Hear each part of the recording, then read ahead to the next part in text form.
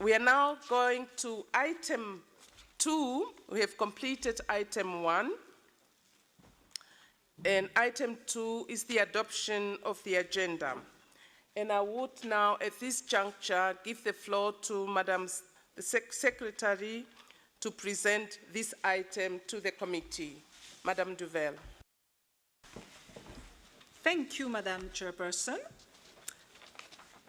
As you will see in document 2, the provisional agenda that has been distributed to you includes 21 items, some of which contain sub-items, which indeed makes a total of 31 items. The agenda is full, but all of the items are there for a very precise reason. Some of them, like the nominations, the reports, etc., are part of every committee session and determined by the convention, the operational directives, or the rules of procedure.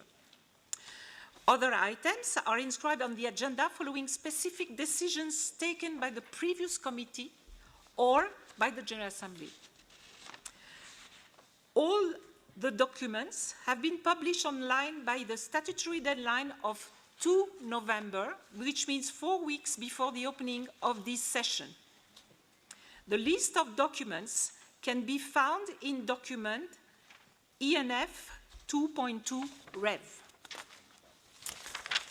As you are familiar with now, I think, all documents have the same code.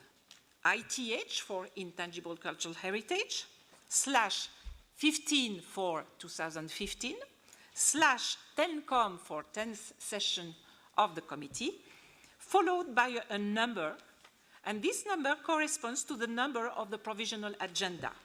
And in case an information document is provided, this same number is preceded by INF, like information, okay? So when we will refer to documents, we will refer only to the item of the agenda because the preceding numbers and letters are always the same. In a few cases, the documents that were initially published on 2 November have been supplemented by core-agenda or addenda, or are subject of a revised document. You will be informed of these cases so that you can refer on the latest version each time we open a new agenda. I hope that many of you have noticed that the web page of the convention has undergone a substantial remaking. And as you can see on the screen, the first page has changed. It has a more modern graphic presentation, but also a more ergonomic and fast way of functioning, allowing, hopefully, easier access to information. We are striving to further improve the page, and your comments or suggestions are welcome. We know that not everything is perfect for the time being, but I think it's a big shift and a big move in a good direction. So, as you know, this is a 5-day session, and the provisional timetable has been adopted by the Bureau of the committee at its meeting on 6 October. And you can find this provisional timetable in document INF 2.1. As you can see from this provisional timetable, the committee is to meet from 9:30 a.m. to 12:30 p.m. in the morning, and from 2:30 to 5:30 p.m. with a 2-hour lunch break in the afternoon. I will now present the agenda in the order of discussion as reflected in the timetable. Instead of presenting the agenda first and the timetable, I think they are following nearly the chronological order, so I will proceed with the timetable. And this timetable is still called a draft because it will be adapted on the course of your work. So you are not called to adopt the timetable, but you are requested to adopt the agenda. This morning, we had the opening, it's item 1, and we are now in item 2, adoption of the agenda. Then we will have the adoption of observers, the adoption of the summary records, and we will also hear a report of the chairperson of the committee on the Bureau activities during the whole year, and a report of the Non-Governmental Organizations Forum that took place yesterday in the morning and afternoon. Then item 5 is the amendment to the rules of procedure to include provisions governing voting by secret ballot that was requested by the previous committee. So this is supposed to be the first part of the morning, and the morning will continue with more substantive items like 6A, which is the examination of reports of state parties on the implementation of the convention and on the current status of elements inscribed on the representative list of the intangible cultural heritage of humanity, 6A. Then 6B is examination of the reports of state parties on the current status of elements inscribed on the list of intangible cultural heritage in need of urgent safeguarding, which are both statutory requirements from a number of states. I will explain, of course, during the presentation of these items. I would like to inform you that in connection to item 6B, the Secretariat received a letter on 29 October from the National Commission of Vietnam to UNESCO, indicating its wish to transfer an element inscribed in 2011 on the urgent safeguarding list to the representative list.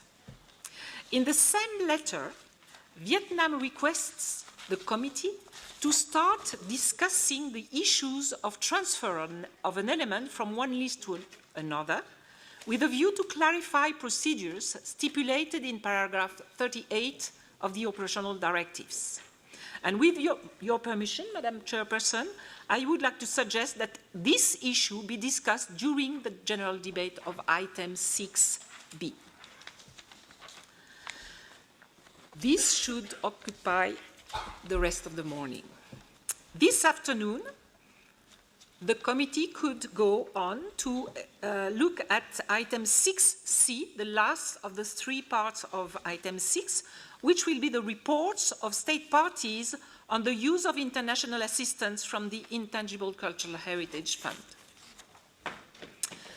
With the end of these statutory reports from state parties, 2 more reports are proposed on the same day, this afternoon.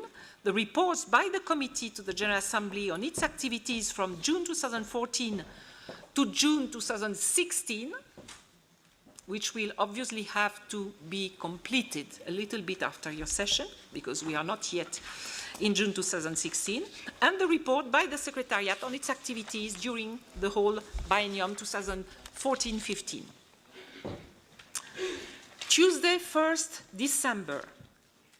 In the morning, the Bureau has proposed that 3 items be examined. Draft plan for the use of the resources of the Intangible Cultural Heritage Fund for 2016-2017. Voluntary supplementary contributions to the Intangible Cultural Heritage Fund, item 9.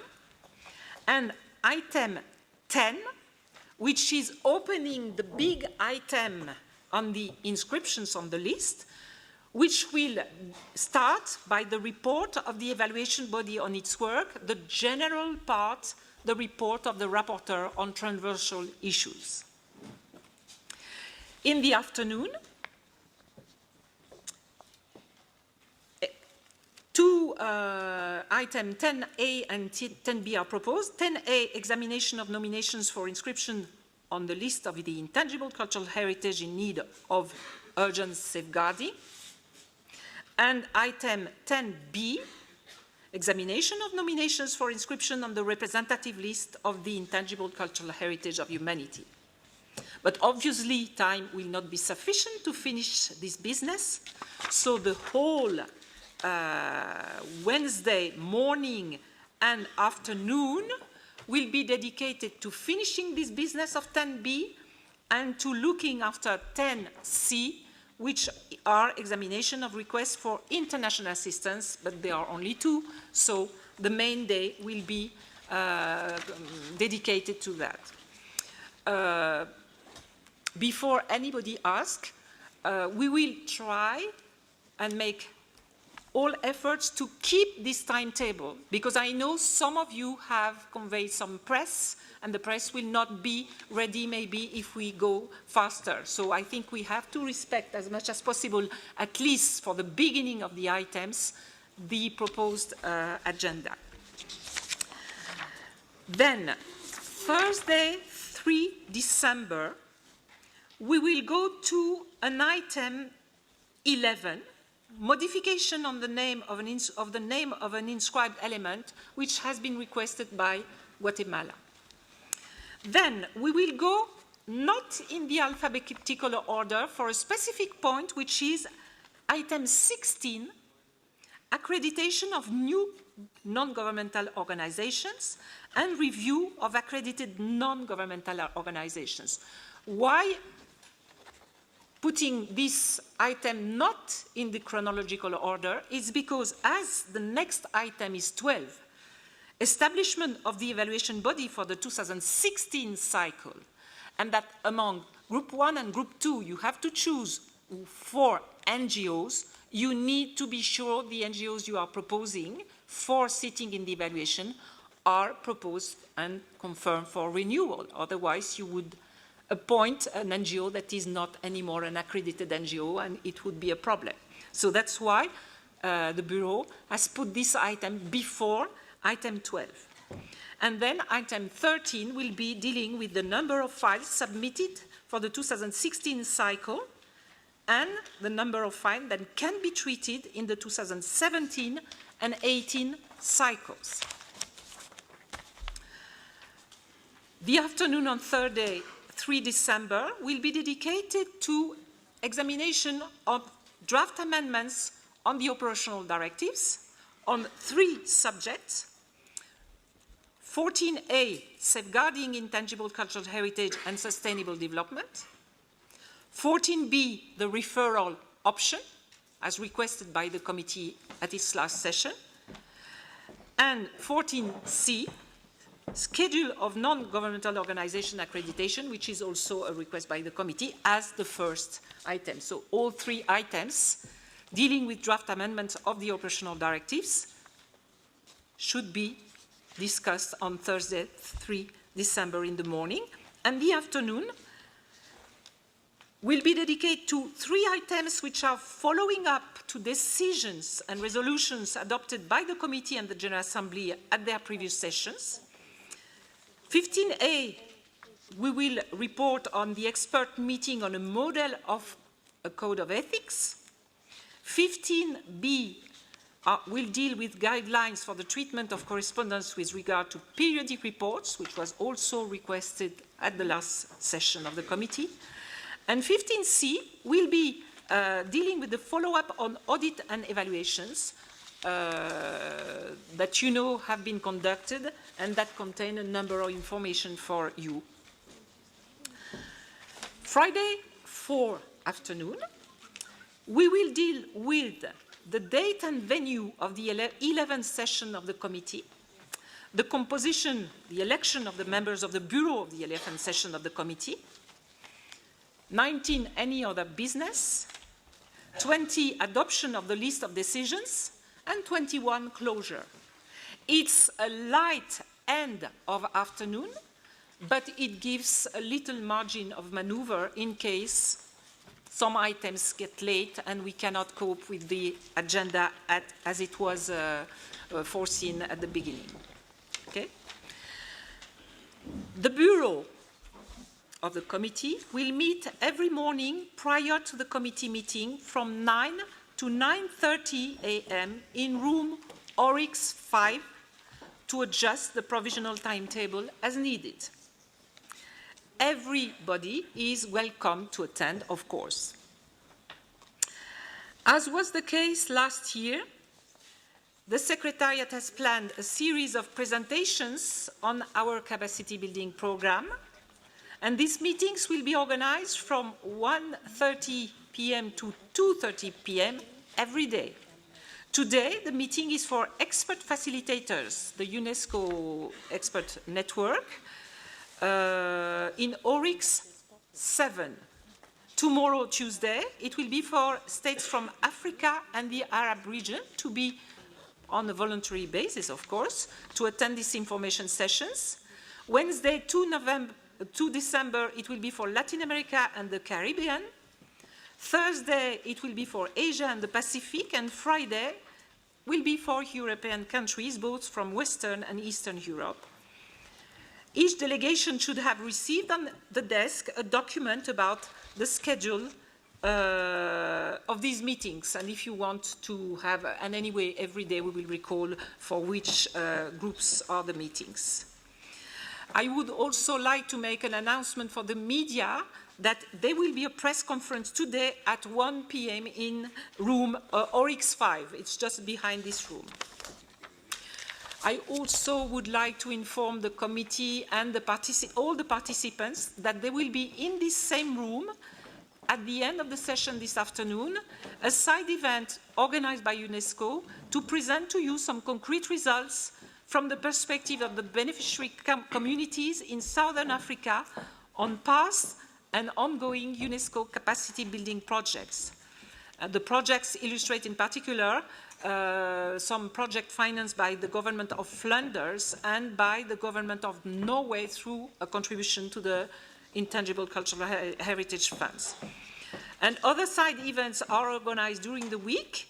They are available on a program that we have done on all events that are taking place that you can see on the website of the convention on the page dedicated to the same session, and we will put some flyers here in order for you to have some paper copies as requested. Sorry to have been a little bit long, but that's all for this item. Thank you. Thank you, Madame Devel, for those detailed explanations, which I think are important for the smooth running of our meeting. Dear members of the committee, as you have heard from Madame Devel, we have important issues to debate during the 5 days of our meeting and a very tight schedule indeed. I will therefore count on your cooperation to make brief statements and interventions. Before we proceed further, I would like to inform the committee about the way I would like us to conduct our debates. As you clearly understand, because of the tight schedule, I would like to invite the committee members to limit themselves in their remarks to the maximum time required and try not to take the floor more than twice in a single debate. Timer will be introduced if need be. Members that would like to introduce written amendments to the draft decisions proposed in the documents can do so by completing the relevant form available from the Secretariat. You may also submit your written amendments electronically using the address shown on the form. During a general debate, after each item has been debated by the committee members, I will give the floor, if time allows, to observers. Please note that observers may be recognized during a general debate or after a decision has been taken, but may not intervene during discussions of draft decisions. We have also discussed in the Bureau meeting on 6th of October last the way to ensure the proceeding of debates in the best way as nominations are concerned. As you can see from the provisional timetable, we are going to dedicate 9 hours the afternoon of Tuesday, 1st December, and the whole day of Wednesday, 2nd December, to the examination of nominations and assistance requests. With all nominations to be examined, we have an average of 12 minutes per file. If you consider each file will be presented by the chairperson of the evaluation body within about 2 to 3 minutes, the committee will be left with less than 10 minutes per file, which is going to be very complicated. Therefore, as already communicated to you by the Secretariat on 3 November this year, the Bureau which met on the 6th of October, proposed that those members of the committee wishing to discuss or amend specific draft decisions concerning nominations should make it known in advance and not later than tomorrow, Tuesday, 1st December, before the Bureau meets at 9 o'clock, in order to allow the Bureau to better organize the time available for debate on these items. Proposed amendments to the draft decisions or requests for debate should be sent by email to the address communicated to you by the Secretariat and as shown on your screens, or by completing the relevant form available from the Secretariat. As a consequence, we could take for granted that draft decisions on nominations for which no request for amendment or debate has made can thus be proposed for adoption as a whole, instead of adopting it or them paragraph by paragraph, which could save more time to debate at length other nominations that deserve it. Of course, every member of the committee will always be entitled to ask for the floor after a second thought, and this is not meant to refuse debate, just to try to organize better in advance the adoption of draft decisions. May I now turn to you to see, members of the committee, if you agree on this methodology I just proposed.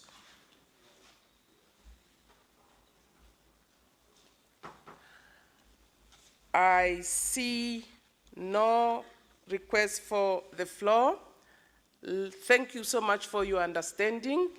And let us now move to the decision, draft decision 10.2, as it appears on the screen. Do we have it? Yes.